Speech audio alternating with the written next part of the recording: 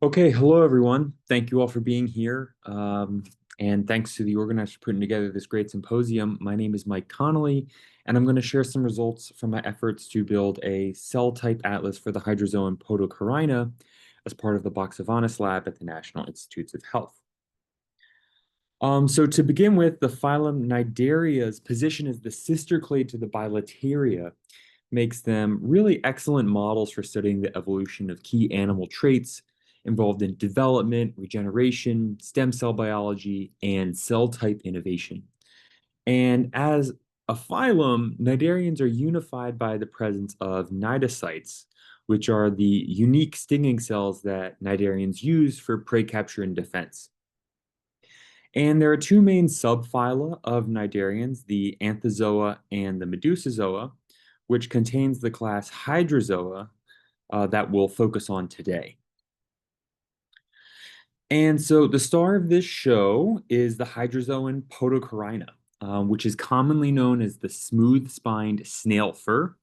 And these animals grow as colonies on the backs of snails and hermit crabs and can be found throughout the world's oceans with well-studied populations in northwestern Europe and the Atlantic coasts of the United States. But they can also be grown as colonies on glass microscope slides in the lab, where they'll eventually grow large enough to release adult medusae or jellyfish into the water column. And so Podocoryna has great potential as a model organism because it's a close relative of the well-established model species Hydroctinia in the family Hydroctinidae and occupies similar ecological niches, but it is distinct from its close relatives in several important ways. And so Podocoryna's life cycle has a colonial polyp stage with feeding polyps that is very similar to Hydroctinia, but it also has these reproductive budding polyps that laterally develop and bud swimming medusae or the jellyfish life stage into the water column that go on to swim, feed, and carry out sexual reproduction. And most importantly, Hydroctinia lacks this medusae stage and instead directly releases gametes from the spore sacs that develop on its reproductive polyps. And again, what makes Podocoryna so special is that we can easily access each of these diverse life stages in the laboratory.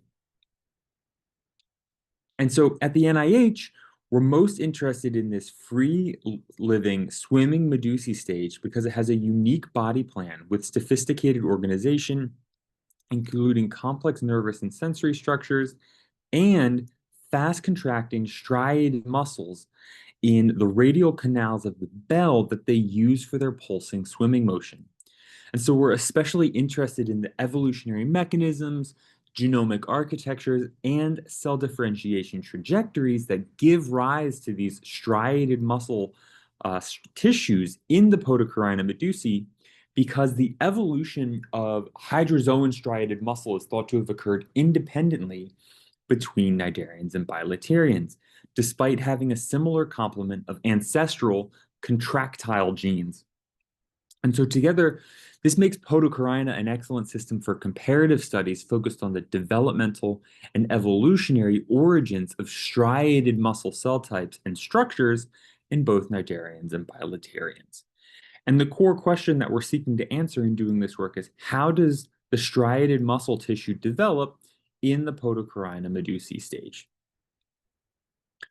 And so our objectives for this project have been to assemble and annotate a chromosome scale reference genome for Podocoryna, assess the cellular diversity across Podocoryna polyp and medusae life stages using single-cell RNA sequencing, and interrogate the gene expression patterns in the striated muscle cells of the adult medusae stage. So our group at the NIH has made some great progress towards assembling and annotating a reference genome for Podocoryna. And this work is still in progress, but up to this point, we have been able to produce a highly contiguous and complete reference genome that is currently 327 megabases long across 17 chromosome scale scaffolds and contains over 19,000 gene models representing 91% of the Busco set of metazoan single copy orthologs. And so we're trying to learn as much as we can from this assembly before publishing it as a resource, but it is already good enough to use in several downstream analyses, including single-cell RNA sequencing. And so next, to move towards our goal of understanding the striated muscle cells in the Podocoryna medusae stage, we began working to construct a single-cell atlas. And so to do this, I first used the cell dissociation and fixation protocol called ACME for acetic acid methanol fixation. And this method offers the ability to freeze and ship dissociated single cells from our collaborators' lab at the University of Kansas to our core facility at the NIH in Maryland, and preserves both cell morphology and RNA content. And so for this first experiment, we manually dissociated cells from 300 polyps or medusae in ACME buffer, and then freezed and shipped the cells to NIH for processing. And this helped us obtain a data set with just over 3,000 cells. We also completed a live cell dissociation experiment that included samples from the budding polyp life stage. And we only needed 40 polyps or medusae for this experiment, and we obtained many more cells with this less input material, increasing the total number of cells in our data set to over 20,000.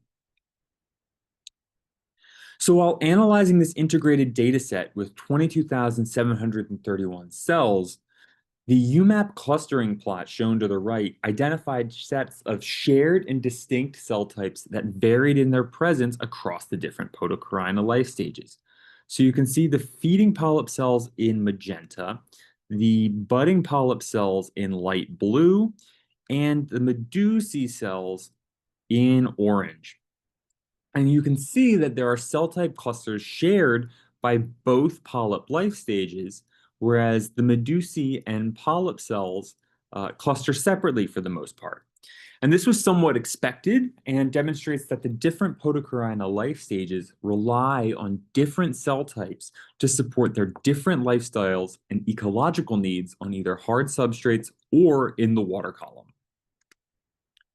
Going a step further, my analysis identified 35 distinct cell type clusters in the dataset. And so we assigned broad identities to these cell types by examining the expression of previously characterized marker genes from the Hydroctinia, Hydra, and Nematostella single-cell atlases, and by evaluating the enriched gene ontology, or GO terms, in the marker gene lists for each cluster. So first, we identified the presence of the eye cells, or interstitial cells, which are the multipotent stem cells that can differentiate into all of Podocoryna's diverse cell types across its life cycle.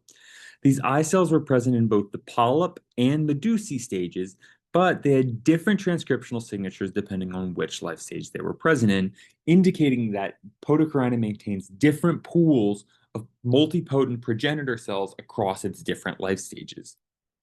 Next, we observed populations of cnidocytes and their progenitor cells, several classes of neurons, and digestive gland cells with distinct populations in medusae versus feeding polyps. Finally, we observed a few populations of muscle cells, which were characterized by the expression of muscle-related contractile genes, including actin and myosin, as well as ATP metabolism GO terms.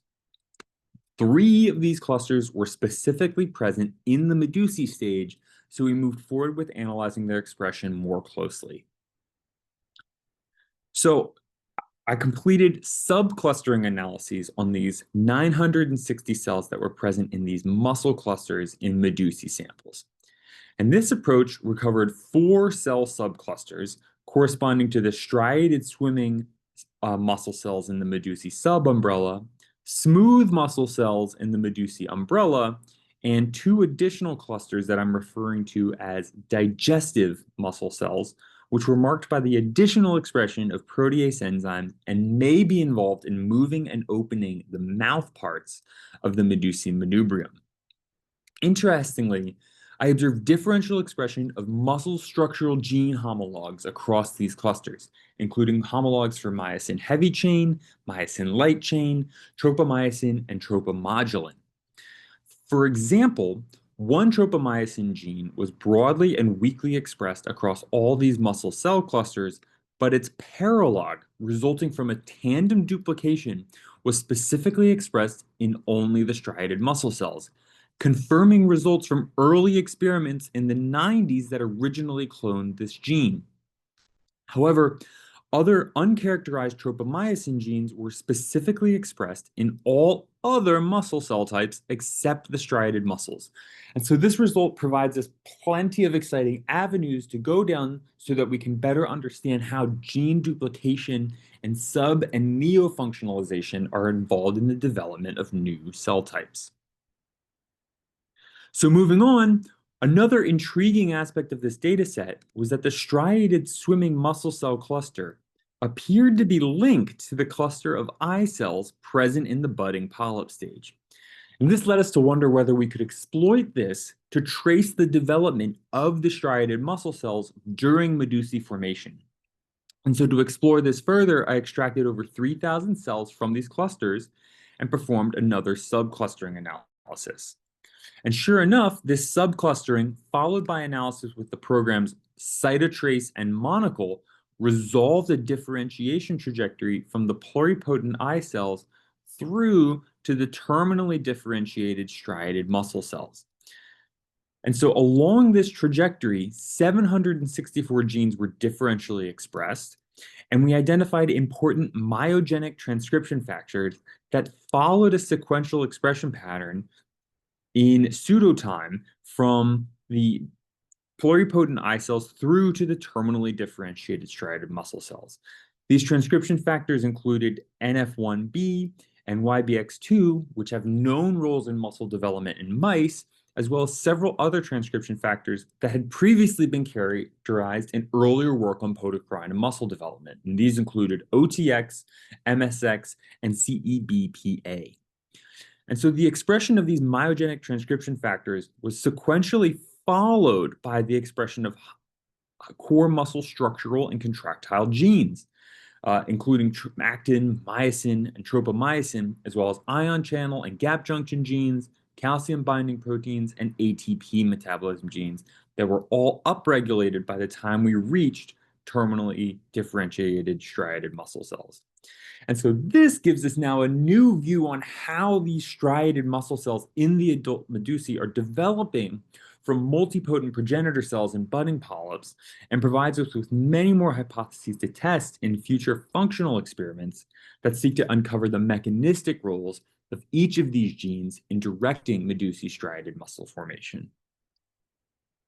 And so to conclude, in this work, we show that ACME dissociation works reasonably well for cnidarian single-cell RNA sequencing and may even be suitable for field-based applications given how easily dissociated cells can be frozen and shipped. And our Podocoryna single-cell RNA-seq atlas reveals that Podocoryna cell type diversity varies between polyp and medusae stages, and that the Podocoryna striated and smooth muscle cells express different homologs of muscle structural genes.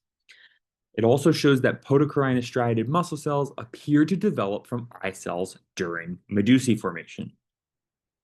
And so for our next steps, we want to validate the spatial expression of our marker gene candidates using fluorescence in situ hybridization and perform comparative analysis with other model cnidarians, especially Podocoryna's close relative Hydroctinia, to identify conserved and unique aspects of smooth and striated muscle development.